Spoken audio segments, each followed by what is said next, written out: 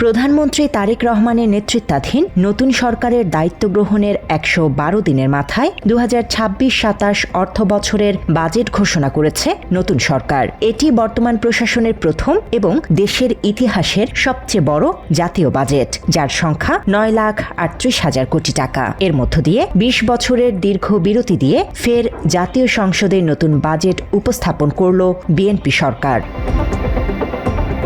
তীব্র আর্থিক টানাপোড়েন, ঊর্ধ্বমুখী মূল্যস্ফীতি, দুর্বল রাজস্ব আহরণ আর বিনিয়োগ মন্দার এই কঠিন সময়ে বৃহস্পতিবার বিকেল ৩টায় স্পিকার হাফিজ উদ্দিন আহমদের সভাপতিত্বে অর্থমন্ত্রী আমির খসরু মাহমুদ চৌধুরী ২০২৬-২৭ অর্থ বছরের বাজেট উপস্থাপন করেন। অর্থমন্ত্রী হিসাবে দায়িত্বপ্রাপ্ত হয়ে আমি আজ এই মহান সংসদে আমাদের প্রথম বাজেট প্রস্তাবনা উত্থাপনের জন্য দাঁড়িয়েছে মাননীয় স্পিকার।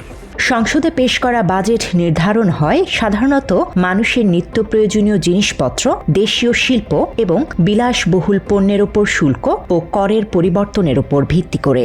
দেশীয় শিল্পকে সুরক্ষা দিতে এবং সাধারণ মানুষের স্বস্তির জন্য বেশ কিছু পণ্যের শুল্ক ও কর কমিয়েছে বিএনপি সরকার। নিত্য প্রয়োজনীয় খাদ্য সামগ্রী, চাল, ডাল, তেল, চিনি এবং পেঁয়াজ সহ 7টি কৃষি পণ্য আমদানিতে শুল্ক ছাড় দেয়ায় এসব পণ্যের দাম কমছে। দেশীয় কৃষি উৎপাদন বাড়াতে সব ধরনের আধুনিক কৃষি যন্ত্রপাতি, পাওয়ার টিলার, সেচ পাম্প এবং আমদানিকৃত সারের ওপর কর কমানোর সিদ্ধান্ত নেওয়া হয়েছে। এছাড়া দেশীয় ইলেকট্রনিক্স পণ্য যেমন দেশের তৈরি ফ্রিজ, এসি এবং টেলিভিশন উৎপাদনে ব্যবহৃত কাঁচামালের ওপর ভ্যাট ও শুল্ক কমানোয় দেশে উৎপাদিত ইলেকট্রনিক্স পণ্যের দাম কমছে।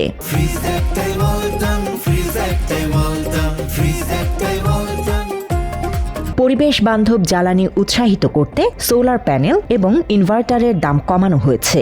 বিশেষ করে জীবন রক্ষাকারী ক্যান্সার ও ডায়াবেটিসের ঔষধ সহ বেশ কিছু নিত্য প্রয়োজনীয় ঔষধের কাঁচামাল আমদানিতে কর ছাড় বড় উদ্যোগ। অন্যদিকে বিলাসবহুল পণ্য পরিহার, তামাকের ব্যবহার নিরুৎসাহিত করা এবং সরকারের রাজস্ব বাড়াতে বেশ কিছু পণ্যের ওপর সম্পূরক শুল্ক ও ভ্যাট বাড়ানোর কথা জানিয়েছে সরকার। তামাক ও তামাকজাত পণ্য, সিগারেট, বিড়ি, জর্দা এবং গুলের ওপর সম্পূরক শুল্ক বাড়ানো হয়েছে। ফলে দাম বাড়বে এসব পণ্যের। বাইরে থেকে আমদানি করা নামি দামি ব্র্যান্ডের কসমেটিক্স, বডি স্প্রে এবং রূপচর্চার সামগ্রীর উপর শুল্ক বাড়ানোয় এসব পণ্যের দামও বাড়বে বাজেট কার্যকরের পর।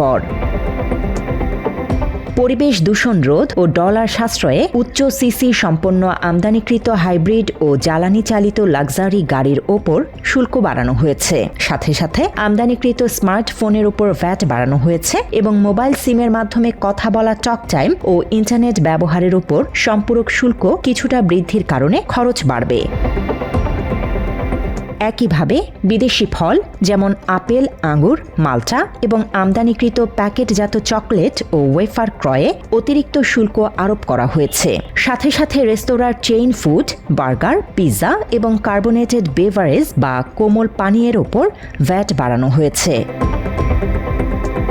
নতুন এ বাজেটের মাধ্যমে সরকারের লক্ষ্য অর্থনৈতিক কর্মকাণ্ডে গতি আনা, ব্যবসা বাণিজ্যে নিয়ন্ত্রণ শিথিলকরণ, মানব সম্পদ উন্নয়ন এবং বাংলাদেশকে $1 ট্রিলিয়ন অর্থনীতির পথে এগিয়ে নেয়া।